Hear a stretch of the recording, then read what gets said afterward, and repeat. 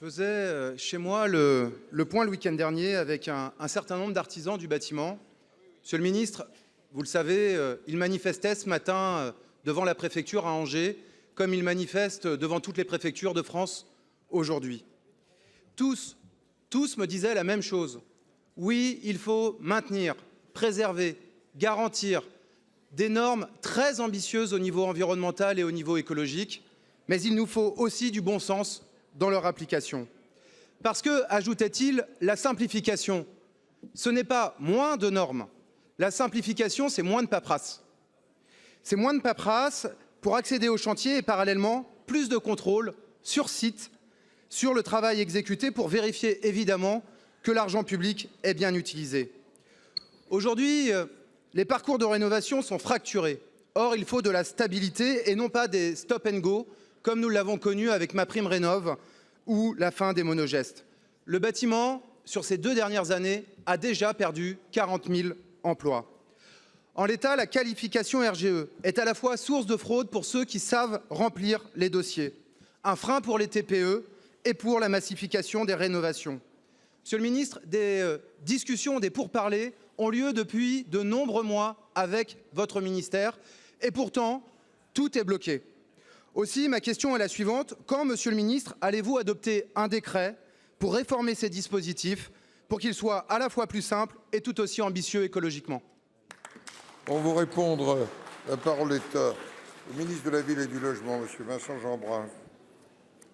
Merci Monsieur le Président, Mesdames et Messieurs les sénateurs, Monsieur le Sénateur, merci pour votre question qui est une question très juste et particulièrement aujourd'hui où beaucoup d'entreprises et d'artisans manifestent pour dire leurs inquiétudes quant au fait d'avoir de moins en moins de chantiers et vous avez raison de le dire aussi, beaucoup de difficultés administratives et pour reprendre votre mot, beaucoup de souffrance avec toute la paperasse qu'il faut remplir.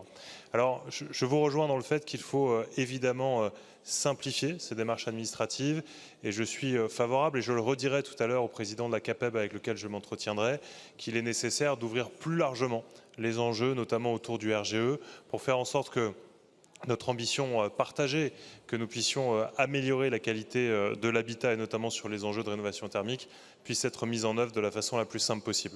Vous redire aussi, en rebondissant sur votre question, que le gouvernement poursuit son ambition, notamment en dotant de plus de 4,6 milliards d'euros l'ANA, l'Agence nationale pour l'habitat, et notamment MaPrimeRénov', que vous citiez également, qui sera maintenu et même poussé dans ses objectifs, puisque l'objectif cette année sera autour de 120 000. Avec une ambition très claire, et vous l'avez dit, éviter à tout prix les stop and go qui sont délétères, à la fois pour les particuliers ou les copropriétés, et évidemment pour nos artisans. Il va de soi que nous maintenons l'effort. Maintenant, cet effort, pour pouvoir être mis en œuvre et éviter ce fameux stop and go, il faut qu'on évite aussi un début d'année en loi spéciale. Et donc, il est fondamental que nous ayons un budget si nous souhaitons pouvoir aider nos artisans partout où c'est possible, et notamment avec MaPrimeRénov'. Merci, Monsieur le Sénateur. Monsieur le ministre, il faut un budget, mais il faut un budget pour MaPrimeRénov'.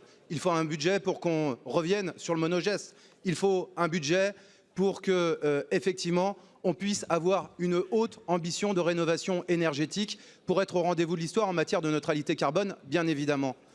Seulement 10%, vous le savez, des entreprises sont qualifiées aujourd'hui, 10% des entreprises du bâtiment qualifiées RGE. Je crois qu'effectivement, il est urgent d'ouvrir.